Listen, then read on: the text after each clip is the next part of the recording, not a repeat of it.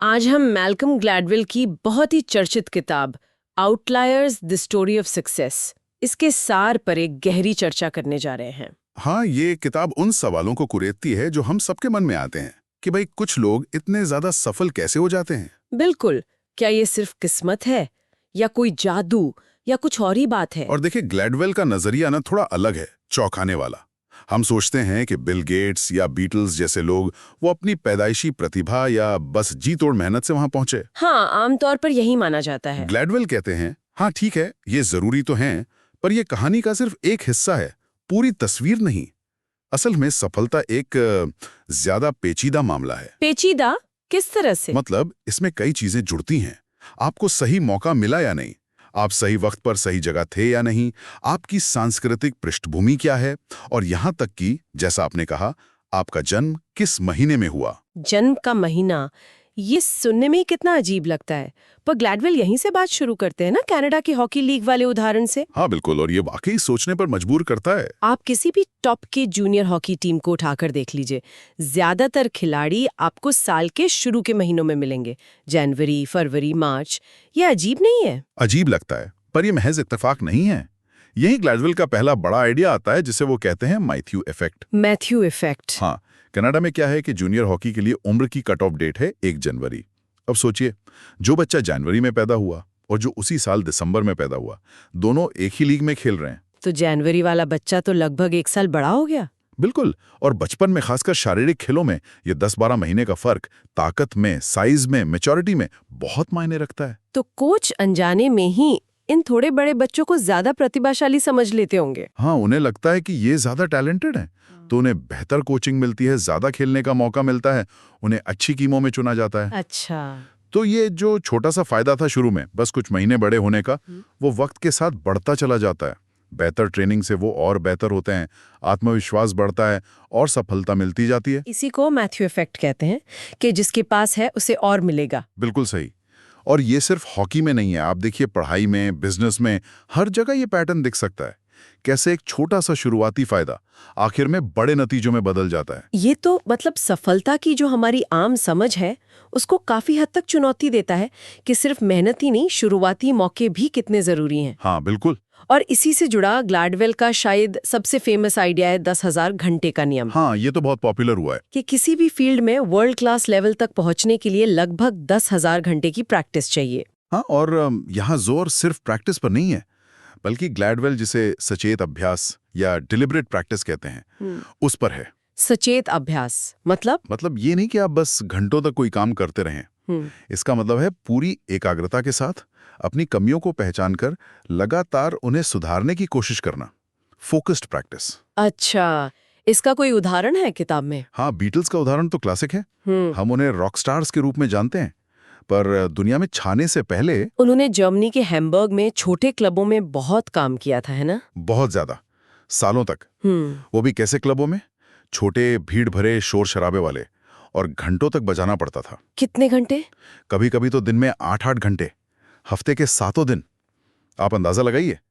जब तक वो अमेरिका पहुंचे और मशहूर हुए, वो करीब 1200 बार लाइव परफॉर्म कर चुके थे, जो घंटों में गिना जाए तो 10,000 से कहीं ज्यादा बनता है। बाप रे, 8 घंटे रोज? हाँ, और इस जबरदस्त गहन अभ्यास ने उनके संगीत को, उनके आपसी तालमेल को, स्टेज पर उनकी मौजूदगी को, हर चीज को तराशा।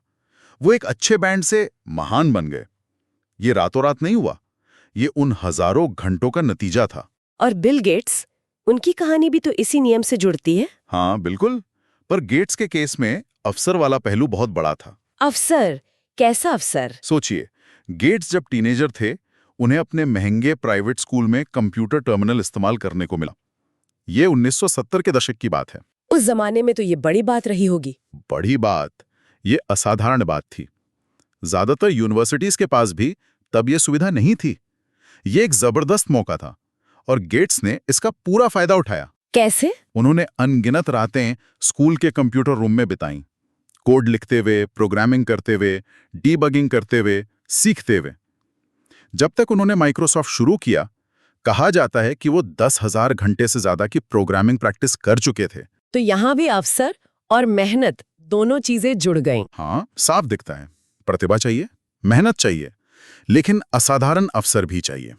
जैसा ग्लैडवेल कहते हैं, अभ्यास वो चीज नहीं है जो आप अच्छा बनने के बाद करते हैं, ये वो चीज है जो आपको अच्छा बनाती है। ठीक है, तो अवसर मिला, हजारों घंटे की सचेत प्रैक्टिस भी की, लेकिन क्या सिर्फ बुद्धि मतलब आईक्यू ही काफी है?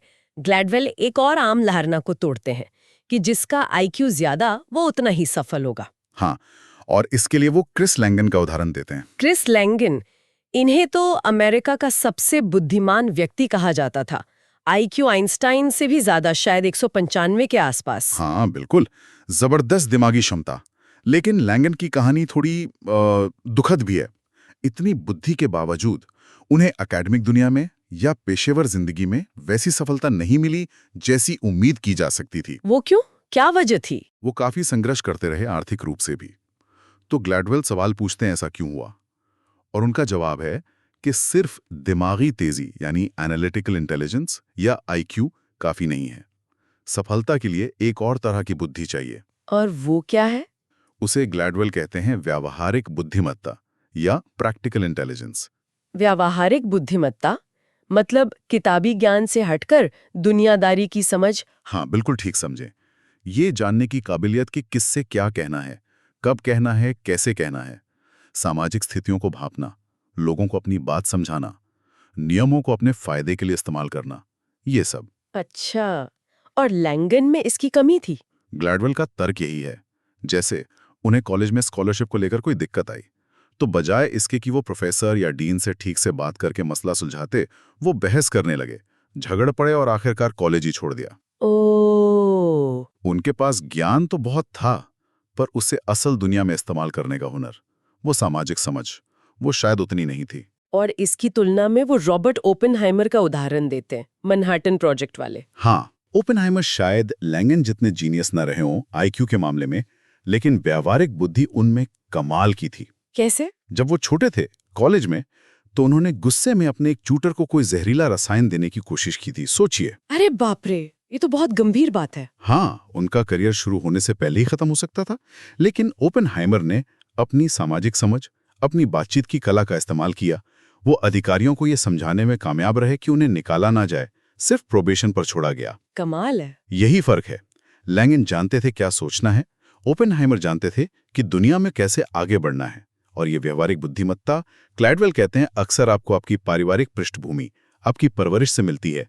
ये सीखी और सिखाई जाती है। ये वाकई सोचने वाली बात है कि बुद्धि के भी कितने अलग-अलग रंग हैं। और सफलता के लिए कौन सा ज्यादा जरूरी है, ये कहना मुश्किल है। हाँ। ग्लैडवेल एक और बाहरी फैक्टर पर बहुत जोर देते हैं, वो है टाइमिंग, यानी सही समय पर जन्म लेना। ये फिर से थोड़ा अजीब लगता है सुनने में। हाँ, लगता है, लेकिन जब आप आंकड़े देखते हैं तो इसमें दम नजर आता है। ग्लैडवेल बताते हैं कि पर्सनल कंप्यूटर क्रांति के जो बड़े-बड़े नाम हैं, Bill Gates, Steve Jobs, Paul Allen, Eric Schmidt, ये सब के सब 1953 से 1956 के बीच पैदा हुए थे। सब के सब इसी 3-4 साल के गैप में? हाँ, ज्यादातर बड़े नाम। ग्लैडवेल कहते हैं ये महज संयोग नहीं हो सकता। तो इसका क्या मतलब हुआ? क्यों ये जरूरी था? सोचिए, पर्सनल कंप्यूटर क्रांति कब शुरू हुई? मोटे तौर पर 1975 के आसपास। हाँ, तो ये लोग उस वक्त ठीक अपनी अर्ली 20s में थे। मतलब इतने बड़े कि वो इस नई टेक्नोलॉजी को समझ सकें, उसके साथ खेल सकें, उसमें भविष्य देख सकें। और इतने छोटे भी कि उनके ऊपर कोई बड़ी पारिवारिक जिम्मेदारी या जमाया करियर नहीं था जो उन्हें जोखिम लेने से रोकता। अच्छा, मतलब एकदम सही उम्र थी उस क्रांति का हिस्सा बनने के लिए। बिल्कुल। अगर वो 10 साल पहले पैदा हुए होते तो शायद IBM जैसी किसी बड़ी कंपनी में कोई अच्छी सुरक्षित नौकरी कर रहे होते, और अगर 10 साल बाद पैदा होते तो वो इस क्रांति की शुरुआत से चूक जाते। तो वो इतिहास के खास मोड़ पर एकदम सही उम्र में सही जगह पर थे। तो सफलता सिर्फ हमारे अंदर क्या है इस पर नहीं, बल्कि हम कब और कहाँ हैं इस पर भी बहुत निर्भर करती है। हाँ, इतिहास और संयोग का बहुत बड़ा हाथ होता है। ये हमें जो फ्लोम की कहानी पर लाता है, वो न्यूयॉर्क की एक बहुत ही कामयाब लॉ फर्म स्केडन आर्प्स के संस्थापकों में से थे। लगता है उनकी कहानी में ये सारे धागे आकर मिलते हैं। हाँ, फ्लोम की कहानी वाकई आउटलायर्स के कई बड़े विचारों को एक साथ दिखाती है। पहला सबक है वंचित होने का फायदा। सुनने में अजीब लगता है ना? हाँ, वंचित होना फायदा कैसे हो सकता है? देखिए, 1940s और 50s के दशक में न्यूयॉर्क की जो बड़ी जानी मानी लॉ फर्म्स थी वो ज्यादातर वॉस्प थी, मतलब वाइट एंग्लो सैक्सन प्रोटेस्टेंट। अच्छा। और वो यहूदी वकीलों को या तो नौकरी पर रखते नहीं थी या फिर उन्हें कम अहमियत वाले काम देती थी। अच्छा, और फ्लोम यहूदी थे? हाँ, तो उन्हें इन बड़ी वाइट शू फर्मों में जगह नहीं मिली, उन्हें अपना रास्ता खुद बनाना पड़ा। तो उन्हें वो काम करने पड़े जो बड़े फर्म वाले नहीं करते थे। बिल्कुल, उन्हें वो काम लेने पड़े जिन्हें उस जमाने में थोड़ा घटिया या कम सम्मानित माना जाता था। जैसे कि शत्रुतापूर्ण कॉर्पोरेट अधिग्रहण, हॉस्टाइल टेकओवर। हाँ, और प्रॉक्सी फाइट्स। अच्छा, ये काम तब इतने अहम नहीं थे। नहीं, बड़े फर्म वाले इनसे बचते थे। लेकिन फिर क्या हुआ, 1970s के दशक में हालात बदल गए। कॉर्पोरेट जगत में टेकओवर का चलन एकदम से बढ़ गया और अचानक वही काम सबसे जरूरी और मुनाफे वाला बन गया। एग्जैक्टली। और इस नए उभरते हुए क्षेत्र का एक्सपर्ट कौन था? जो फ्लोम और उनकी फर्म, क्योंकि वो सालों से यही काम करते आ रहे थे। तो जो चीज उनके लिए एक नुकसान थी, एक बाधा थी, वही उनका सबसे बड़ा फायदा बन गई। कमाल है, ये तो सच में वंचित होने का फायदा हो गया। और दूसरा सबक? वो उनकी पीढ़ी से जुड़ा है। हाँ, जिसे ग्लैडवेल कहते हैं जनसंख्या के भाग्य या डेमोग्राफिक लक। फ्लोम का जन्म कब हुआ? 1930s के दशक में, यानी महामंदी, ग्रेट डिप्रेशन के दौरान। उस वक्त तो जन्म दर बहुत कम हो गई थी। हाँ बिल्कुल, कम बच्चे पैदा हुए। इसका नतीजा क्या हुआ? जब फ्लोम और उनकी पीढ़ी के लोग बड़े हुए, स्कूल गए, कॉलेज गए, नौकरियों के बाजार में आए, तो उन्हें हर चीज में कम कंपटीशन मिला। अच्छा, कम लोग थे तो मौके ज्यादा थे। क्लास साइज छोटे थे तो टीचर ज्यादा ध्यान दे पाते थे। अच्छे कॉलेजों में एडमिशन मिलना थोड़ा आसान था, नौकरियां ज्यादा थीं। वो एक तरह से छोटी पीढ़ी का हिस्सा थे और इसलिए भाग्यशाली थे। ये तो मैंने कभी सोचा ही नहीं था। और तीसरा सबक उनकी पारिवारिक पृष्ठभूमि से जुड़ा है, मेहनत वाला। हाँ, फ्लूम के माँ बाप पूर्वी यूरोप से आए यहूदी अप्रवासी थे। उन्होंने न्यूयॉर्क के गारमेंट डिस्ट्रिक्ट में काम किया था, कपड़े का काम, जो कि बहुत मेहनत का काम माना जाता है। बहुत ज्यादा। उसमें घंटों काम करना पड़ता था, बारीकी पर बहुत ध्यान देना होता था और जबरदस्त लगन चाहिए होती थी। तो फ्लूम ने बचपन से ही मेहनत का, अनुशासन का और मुश्किल काम से ना घबराने का मूल्य सीखा। और ये चीजें उनकी वकालत में काम आईं। बिल्कुल, ये जो सांस्कृतिक विरासत थी, काम करने का तरीका, मुश्किलों से जूझने की क्षमता, ये सीधे सीधे उनकी कानूनी प्रैक्टिस की सफलता में बदली। तो आप देखिए, फ्लूम की सफलता सिर्फ उनकी बुद्धि का नतीजा नहीं थी। उनकी जातीय पृष्ठभूमि, उनके जन्म का समय, उनके माँ बाप से मिली सीख, इन सब ने मिलकर भूमिका निभाई। ये सब वाकई दिखाता है कि सफलता की कहानी कितनी ज्यादा परतों वाली होती है। और ये परतें सिर्फ व्यक्तिगत नहीं बल्कि सांस्कृतिक भी होती हैं। हाँ, ग्लैडवेल इस पर भी काफी जोर देते हैं। सांस्कृतिक विरासत कैसे हमारे व्यवहार को ढालती है, और इसका उदाहरण वो हवाई जहाज दुर्घटनाओं के विश्लेषण में देते हैं। ये थोड़ा चौंकाने वाला कनेक्शन है। हाँ, ये ग्लैडवेल के सबसे दिलचस्प और शायद थोड़े विवादास्पद तर्कों में से एक हैं। वो कई हवाई जहाज दुर्घटनाओं का विश्लेषण करते हैं और क्या पाते हैं? वो पाते हैं कि कई बार हादसों का कारण कोई तकनीकी खराबी या पायलट की नाकाबिलियत नहीं होती, बल्कि कॉकपिट के अंदर कम्युनिकेशन की गड़बड़ी होती है, खासकर पायलट और को पायलट के बीच बातचीत में गड़बड़ी। हाँ, और ये गड़बड़ी अक्सर उनकी सांस्कृतिक पृष्ठभूमि से जुड़ी होती है। वो कैसे? इसका क्या मतलब है? वो कोरियन एयर का उदाहरण देते हैं। 1980 और 90 के दशक में उनका सेफ्टी रिकॉर्ड बहुत खराब था, बहुत हादसे हो रहे थे। हाँ, मैंने सुना है इसके बारे में। जब जांच हुई तो पता चला कि दिक्कत पायलटों के स्किल या ट्रेनिंग में नहीं थी, दिक्कत थी कोरियाई संस्कृति के एक पहलू में, जिसे कहते हैं उच्च शक्ति दूरी या हाई पावर डिस्टेंस। उच्च शक्ति दूरी मतलब समाज में सत्ता और अधिकार का बहुत ज्यादा सम्मान होता है। जूनियर लोग अपने सीनियरों को सीधे तौर पर चुनौती देने या उनकी गलती बताने में बहुत हिचकिचाते हैं। अदब का बहुत ज्यादा ख्याल रखा जाता है। तो इसका कॉकपिट में क्या असर होता था? को पायलट कैप्टन को कुछ गलत करते देखकर भी नहीं बोल पाते थे, सीधे सीधे नहीं बोल पाते थे। वो बहुत ही घुमा फिराकर विनम्र भाषा में संकेत देने की कोशिश करते थे। ग्लैडवेल इसे मिटिगेटेड स्पीच कहते हैं। मिटिगेटेड स्पीच मतलब हल्की करके बात कहना। हाँ, जैसे अगर उन्हें लग रहा है कि जहाज बहुत नीचे उड़ रहा है, तो वो शायद कहेंगे, कैप्टन क्या आपको लगता है मौसम ठीक है, बजाय इसके कि साफ साफ कहें, हम खतरनाक रूप से नीचे हैं, तुरंत ऊपर खींचो। ओह, और जब एक एक सेकंड कीमती हो तब तो ये बहुत खतरनाक हो सकता है। बिल्कुल, यही हो रहा था। जब कोरियन एयर ने इस कल्चरल प्रॉब्लम को समझा और अपने पायलटों को ज्यादा डायरेक्ट, ज्यादा खुली बातचीत करने की ट्रेनिंग दी, जब उन्होंने कॉकपिट का कल्चर बदला तो उनका सेफ्टी रिकॉर्ड एकदम सुधर गया। आज वो दुनिया की सबसे सुरक्षित एयरलाइनों में से एक है। ये तो जबरदस्त उदाहरण है कि कैसे हमारी गहरी सांस्कृतिक आदतें हमारे काम करने के तरीके को और नतीजों को अनजाने में ही प्रभावित करती हैं। हाँ बिल्कुल। और इसी से जुड़ा एक और विचार है चावल के खेत और गणित की परीक्षा का कनेक्शन। ये भी बहुत अनोखा तर्क लगता है। हाँ, ग्लैडवेल पूछते हैं कि भाई पूर्वी एशियाई देशों के छात्र चीन, कोरिया, जापान ये अक्सर मैथ्स में इतने अच्छे क्यों होते हैं? क्या वो पैदाइशी ज्यादा होशियार है? हाँ, ये सवाल तो उठता है। ग्लैडवेल का मानना है कि नहीं, ऐसा नहीं है। इसका संबंध उनकी कृषि प्रधान सांस्कृतिक विरासत से है, खासकर चावल की खेती से। चावल की खेती से गणित का क्या लेना देना? देखिए, चावल उगाना दुनिया की सबसे मुश्किल और मेहनत वाली खेती में से एक है। इसमें जबरदस्त सब्र चाहिए, बारीकी चाहिए, प्लानिंग चाहिए और साल भर लगातार मेहनत चाहिए। हाँ, ये तो है। किसानों को सिंचाई की जटिल व्यवस्था देखनी पड़ती है, मौसम पर नजर रखनी पड़ती है, पानी का लेवल कंट्रोल करना पड़ता है। ये एक तरह से लगातार प्रॉब्लम सॉल्विंग का काम है और ये काम बहुत लगन मांगता है। आप बीच में छोड़ नहीं सकते। अच्छा, तो इस काम ने पीढ़ियों तक लोगों में कुछ खास गुण डाले, ने का सांस्कृतिक मूल्य पैदा किया। और ये चीज गणित में कैसे मदद करती है? जब इन संस्कृतियों के छात्र गणित की किसी मुश्किल समस्या से जूझते हैं, तो वो अक्सर पश्चिमी छात्रों की तुलना में ज्यादा देर तक लगे रहते हैं, हार नहीं मानते। क्यों? क्योंकि पश्चिमी कल्चर में अक्सर ये माना जाता है कि मैथ्स या तो आपको आती है या नहीं आती, ये टैलेंट का खेल है। लेकिन चावल उगाने वाली संस्कृतियों में ये माना जाता है कि अगर आप पर्याप्त मेहनत करोगे, पर्याप्त समय दोगे, तो आप सफल होगे। सफलता मेहनत और लगन का नतीजा है। तो वो मैथ्स की प्रॉब्लम पर ज्यादा देर तक टिके रहते हैं। हाँ, वो कोशिश करते रहते हैं, अलग अलग तरीके आजमाते हैं, जब तक कि हल न निकल जाए। ग्लैडवेल लिखते हैं कि सफलता अक्सर उस इंसान को मिलती है जो किसी प्रॉब्लम पर 22 मिनट तक अड़ा रह सकता है, जबकि दूसरे लोग शायद 2 मिनट में ही हार मान ले। ये कड़ी मेहनत और उस पर यकीन रखने वाली सांस्कृतिक मानसिकता, इसका एक जबरदस्त कॉम्बिनेशन है। बिल्कुल। और ये हमें किताब के आखिरी हिस्से पर लाता है, मरीटा का सौदा, मरीटाज बार्गेन। लगता है ये इन सभी विचारों को एक साथ लाता है।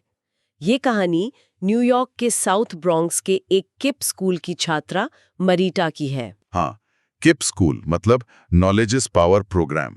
ये स्कूल खास तौर पर वंचित पृष्ठभूमि के बच्चों के लिए बनाए गए हैं और ये अपने बहुत लंबे स्कूल घंटों के लिए जाने जाते हैं। कितना लंबा? मारीटा जैसी छात्रा सुबह 5:45 बजे उठती है, शाम को 5 बजे तक स्कूल में रहती है, फिर घर आकर घंटों होमवर्क करती है। उनका स्कूल साल भी सामान्य स्कूलों से ज्यादा लंबा होता है, गर्मियों में भी पढ़ाई होती है। बाप रे, इतना ज्यादा, इतना कठोर क्यों? यहाँ ग्लैडवेल का जवाब फिर से अवसर और समय पर आता है। कैसे? उनका तर्क है कि अमीर और गरीब बच्चों की पढ़ाई लिखाई में जो अंतर आता है, वो अक्सर उनकी पैदाइशी काबिलियत का अंतर नहीं होता। वो अंतर होता है सीखने में बिताए गए समय का। सीखने में बिताए गए समय का? हाँ, खासकर गर्मियों की छुट्टियों में। अमीर घरों के बच्चे गर्मियों में भी कुछ न कुछ सीखते रहते हैं, कैंप जाते हैं, म्यूजियम जाते हैं, किताबें पढ़ते हैं, माँ बाप पढ़ाते हैं। लेकिन गरीब घरों के कई बच्चों को ये मौके नहीं मिलते और वो गर्मियों में वो चीजें भूलने लगते हैं जो उन्होंने स्कूल में सीखी थी। इसे समर स्लाइड कहते हैं शायद, हर साल गर्मियों में थोड़ा थोड़ा पिछड़ जाना। हाँ बिल्कुल, और साल दर साल ये छोटा सा अंतर जोड़ते जोड़ते बहुत बड़ा हो जाता है। ये भी एक तरह का मैथ्यू इफेक्ट ही है। तो किप स्कूल इसी अंतर को कम करने की कोशिश करते हैं। हाँ, वो इन बच्चों को ज्यादा सीखने का समय देकर, ज्यादा स्ट्रक्चर्ड माहौल देकर उस नुकसान की भरपाई करते हैं जो उन्हें उनकी सामाजिक आर्थिक हालत की वजह से होता है। वो एक तरह से उन अवसरों को बना रहे हैं जो इन बच्चों को शायद वैसे कभी नहीं मिलते। तो मारिटा का सौदा क्या है इसमें? सौदा बहुत सीधा है। KIFP उसे सफल होने का एक असली मौका दे रहा है, एक बेहतर भविष्य का रास्ता। बदले में मारिटा को क्या देना है? अपनी असाधारण मेहनत, अपनी नींद का त्याग, अपने खाली समय का त्याग। वो जानती है कि ये मुश्किल है। हाँ, वो जानती है, वो कहती भी है कि वो थक जाती है, लेकिन वो ये भी जानती है कि ये स्कूल उसे वो मौका दे रहा है जिससे वो अपनी मौजूदा परिस्थितियों से बाहर निकल सकती है, कॉलेज जा सकती है। यही उसका सौदा है, अवसर के बदले कड़ी मेहनत। और ग्लैडवेल किताब का अंत किसी अरबपति या जीनियस से नहीं, बल्कि मारिटा जैसी एक साधारण लड़की से करते हैं। हाँ, जो अवसर और मेहनत के दम पर अपने हालात बदलने की जंग लड़ रही है। तो अगर हम इन सारी कहानियों को एक साथ देखें, हॉकी खिलाड़ियों से लेकर बीटल्स तक, क्रिस लैंगन से लेकर जो फ्लॉम तक, कोरियन पायलटों से लेकर चावल के किसानों और मारिटा तक, तो ग्लैडवेल का जो मुख्य संदेश है वो क्या है? संदेश बहुत साफ है और गहरा भी हम्म, कि असाधारण सफलता कभी भी सिर्फ एक अकेले इंसान की कहानी नहीं होती। ये हमेशा परिस्थितियों, अवसरों, संस्कृति और इतिहास के एक जटिल जाल का नतीजा होती है। जैसा वो कहते हैं, सफलता कोई अचानक होने वाली चीज नहीं है। हाँ, ये परिस्थितियों और अवसरों के एक अनुमानित और शक्तिशाली समूह से पैदा होती है। व्यक्तिगत प्रतिभा जरूरी है, कड़ी मेहनत भी जरूरी है, लेकिन ये पहेली के सिर्फ कुछ टुकड़े हैं, पूरी तस्वीर नहीं। और बाकी टुकड़े अक्सर हमें दिखाई नहीं देते, जैसे हमारी जन्म की तारीख। हाँ, हमारी सांस्कृतिक जड़ें, हमारे माँ बाप क्या करते थे, हम इतिहास के किस दौर में पैदा हुए, हमें आसपास का माहौल कैसा मिला, ये सब। तो आउटलायर्स हमें एक तरह से सफलता को देखने का नजरिया बदलने को कहती है। बिल्कुल। सिर्फ व्यक्ति को हीरो बनाने के बजाय उस पूरे सिस्टम को, उन सामाजिक ताकतों को देखने की जरूरत है जिन्होंने उसे सफल बनाया। और ये हमें थोड़ी विनम्रता भी सिखाता है ना। विनम्रता कैसे? क्योंकि हर सफल इंसान के पीछे कहीं ना कहीं इतिहास की, संस्कृति की, संयोग की, अवसर की अनदेखी हवाएं होती हैं जिन्होंने उसे ऊपर उठने में मदद की। वो सिर्फ अपनी बदौलत वहां नहीं पहुंचा। तो फिर इसका हमारे लिए क्या मतलब है? हम इस जानकारी से क्या सीख सकते हैं? मेरे ख्याल में सबसे बड़ी सीख यह है कि हमें सफलता के बारे में सोचने का अपना तरीका बदलना होगा। सिर्फ किसी की तारीफ करने से आगे बढ़कर हमें उन वजहों को भी समझना होगा जिन्होंने उस सफलता को मुमकिन बनाया। और शायद ये भी सोचना होगा कि हम ऐसे मौके और कैसे बना सकते हैं। हाँ, ताकि ज्यादा से ज्यादा लोगों को अपनी क्षमता दिखाने का मौका मिले। समाज के तौर पर हम क्या कर सकते हैं? तो अगली बार जब हम किसी बहुत सफल, बहुत प्रतिभाशाली इंसान को देखें, तो सिर्फ ये ना सोचें कि वाह इसने कितनी मेहनत की या ये कितना स्मार्ट है। हाँ, बल्कि ये भी पूछें, अच्छा इसे कौन से खास मौके मिले होंगे, इसकी परवरिश कैसी रही होगी, कौन सी सांस्कृतिक चीजें इसके साथ थीं, क्या इतिहास का कोई खास वक्त इसके लिए सही साबित हुआ। यही सफलता की पूरी कहानी है, ज्यादा सच्ची कहानी। हाँ, यही आउटलायर्स की कहानी है। और शायद श्रोताओं के लिए यही सवाल छोड़ सकते हैं कि अपने आसपास की सफलताओं को और शायद अपनी खुद की जिंदगी को भी क्या अब वो इस नए नजरिए से देख सकते हैं।